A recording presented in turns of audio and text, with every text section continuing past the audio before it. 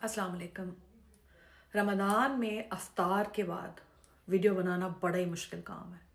सारा दिन इंसान रोज़े से होता है, जॉब, ड्राइविंग, घर के काम काज, अफ्तार बनाना, और अफ्तार बनाने के बाद इंसान की वो हालत हो जाती है कि बस इंसान सोफ़े पे गिर जाए या बेड पे गिर जाए और बस उसे कोई हिलाए तक नहीं। उसके बावजूद जो नकाहत होती है अफ्तार के बाद, हम लोग या और भी सोशल मीडिया इन्फ्लुएंसर्स या और भी जो खान की आवाज़ है, वो लोग उठ के आते हैं, हिम्मत करते हैं और वीडियो बनाते हैं। हम वो लोग हैं जो वॉलंटरली काम करते हैं, रज़ाकाराना तौर पे, या आप फ्रीलांसर भी कह सकते हैं। हम में से कोई पॉलिटिशियन नहीं है, हम में से कोई जर्नलिस्ट नहीं है, हम में से कोई पॉलिटिकल एनालिस्ट नहीं है, हमने कोई एमपीए नहीं बनना, हमने कोई एमएनए नहीं बनना, हमने कोई असेंबलियों में जाके नहीं बैठना, हमने कोई स्पीकर डिप्टी स्पीकर नहीं बनना, हमने कोई मरात नहीं लेनी, और हमने कोई पाकिस्तान आके ख़जाने को भी नहीं लूटना। तो फिर हमें इतनी क्या ज़रूरत पड़ी है कि अपनी जान और अपने आप को इतनी मुसीबत में डालें?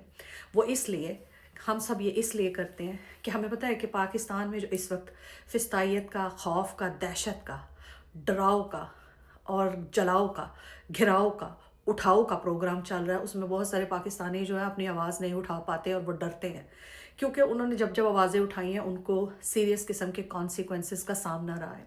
हम बीइंग ओवरसीज़ पाकिस्तानी इस एज पे हैं, या कह लें कि हमें एक लिटिल एडवांटेज है कि हम लोग आवाज़ अपनी भी बनते हैं और आपकी भी बनते हैं और ख़ान की भी बनते हैं। तो कहना मैं ये चाहती हूँ कि ये तमाम पीटीआई के एमपीएज़, एमएनएज़, जिनमें पीटीआई का जो खुद साख्ता का चेयरमैन बना हुआ है बैरिस्टर गौहर, चुई के मुंह वाला, बिल्कुल जिस छोटी छोटी चुईयाँ नहीं पेटी के नीचे से निकलती, बिल्कुल चुई जैसा मुंह है। मुझे बड़ी नफरत है इस बैरिस्टर गौहर से। ये एक नंबर का मुनाफिक और इस्टेब्लिशमेंट का आदमी है। खान के लिए जिस तरह से आवाज़ उठानी चाहिए, इस चुई के मुंह वाले ने कभी नहीं उठाई।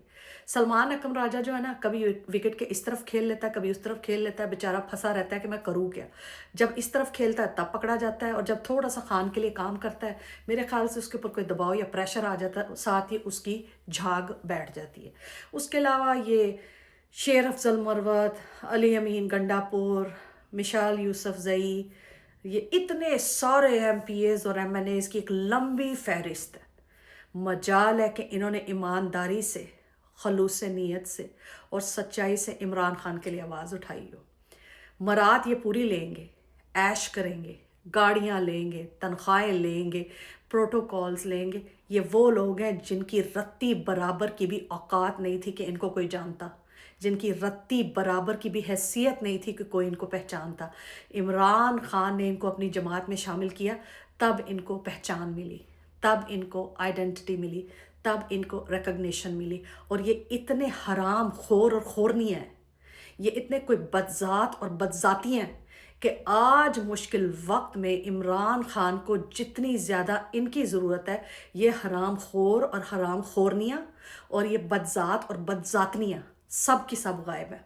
मेरी तो अल्लाह से दुआ है इस रमज़ान के सदक़े कि इन सब को तबाह बर्बाद कर दे, क्योंकि ये खान से वफ़ादार नहीं ना रब्बुल आलमीन, ये इंसान कहलाने के लायक नहीं। इंसान को ना कोई एक गिलास पानी भी पिला देना तो उसका एहसान मरते दम तक याद रखना चाहिए। ये तो वो रूढ़ी पर रुलते हुए कूड़े और प्लास्टिक के शापर और गंद से भरे लफाफे थे जिनको उठा के खान ने एमपीए एमएनए बनाया और तहरीक इंसाफ में शामिल किया।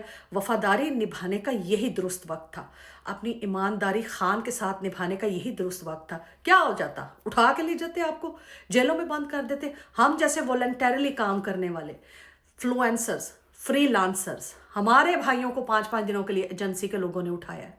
अभी भी फ़ोन करके कहते हैं कि आपकी बेटी बाज नहीं आई। तो हमने तो बाज नहीं आना। हमें ना तो कोई माल मिल रहा है, ना हमें कोई पैसा मिल रहा है, ना कोई ओहदा मिल रहा है। क्यों हम ये सब कुछ कर रहे हैं? अपने लिए हम क्यों मुश्किलात के पहाड़ खड़े कर रहे हैं? क्योंकि मुझे पता है, रमज़ान के बाबरकत महीने की कसम है, इस तमाम रोज़ों की कसम है जो हम अपने रब्बुल आलमीन के लिए रखते हैं, कुरान पढ़ते हैं, नमाज पढ़ते हैं, अपने गुनाहों की माफ़ी मांगते हैं, कि ईमानदार और सच्चा इंसान है इमरान खान, एक मुखलिस इंसान है इमरान खान, जैसा मर्जी किरदार का हो। एक छोड़ के 500 बीवियों से उसके अफेयर्स हों, बीवियाँ हों, जो मर्जी हो, पाकिस्तान से वो वफादार है। قوم سے وفادار ہے، آنے والی آپ کی نسلوں سے وفادار ہے۔ تو ایسے انسان کے لیے کوئی اور آواز اٹھائے نہ اٹھائے، میں ضرور آواز اٹھاؤں گی۔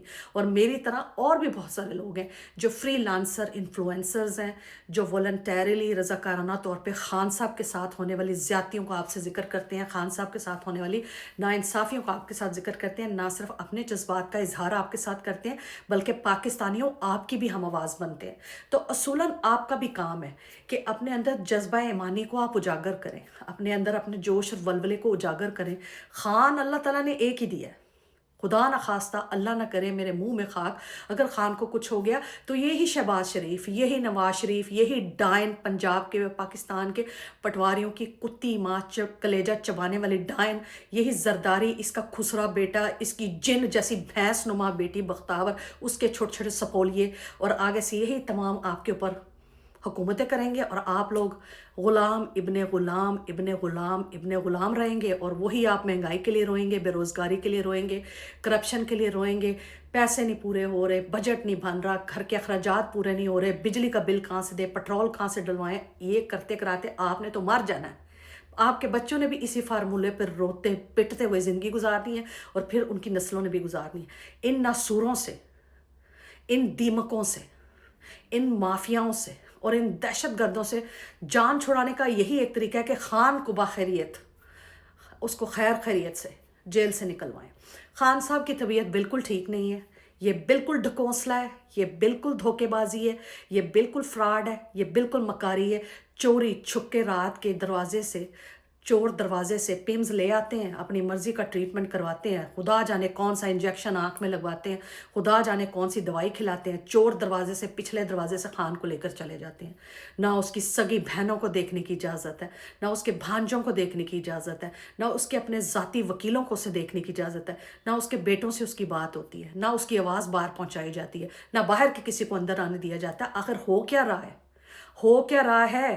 ایسا کیا خان کے ساتھ انہوں نے کیا ہے، یا ایسا کیا خان کے ساتھ ہو رہا ہے، یا خان کی صحت کے ساتھ کیا کھلواڑ ہو رہا ہے، کیا اس کو دیا جا رہا ہے، کیا اس کو کھلایا جا رہا ہے کہ جس کی انہوں نے پردہ داری رکھی ہوئی ہے، جس کا انہوں نے راز رکھا ہوا ہے، جس کا انہیں ڈر پڑا ہوا ہے کہ کہیں یہ راز باہر آ گیا تو یہ عوام ہمیں کچل نہ دے۔ عوام نے آپ کو کچلنا ہے، یہ آپ میری بات لکھ کے رکھ لیں۔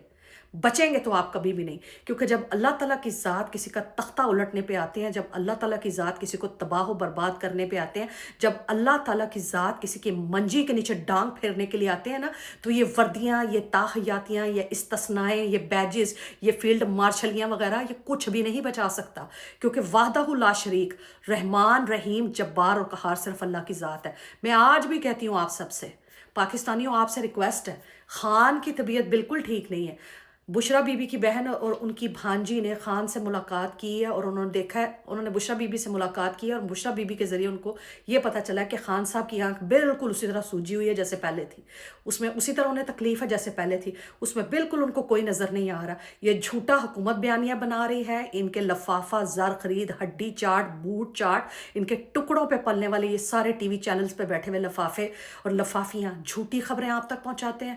اگر خان بالکل صحیح ہے تو ایک جھلک خان کی پاکستان کی عوام کو دکھا دیں، وہ باہر آ کے ہاتھ ہلا کے کہہ دیں میرے پیارے پاکستانیوں، اس کی ایک جھلک اس کی بہنوں کو دکھا دیں، وکیلوں کو دکھا دیں، دودھ کا دودھ پانی کا پانی ہو جائے گا۔ خان کے لیے دعا کریں، خان کے لیے نکلیں، خان کو بچانا آپ نے ہے، ہمارا کام آواز اٹھانا ہے، بچانا آپ نے ہے، میدان میں آپ نے نکلنا ہے، اس ملک میں آپ نے رہنا ہے، آپ کی اولادوں نے رہنا ہے، آپ کے بچوں نے رہنا ہے۔ آج نہیں نکلو گے تو کل پچھتاؤ گے، کیونکہ رب بار بار موقع نہیں دیتا، اور خوش قسمتی آپ کے دروازوں پہ بار بار دستک نہیں دیتی۔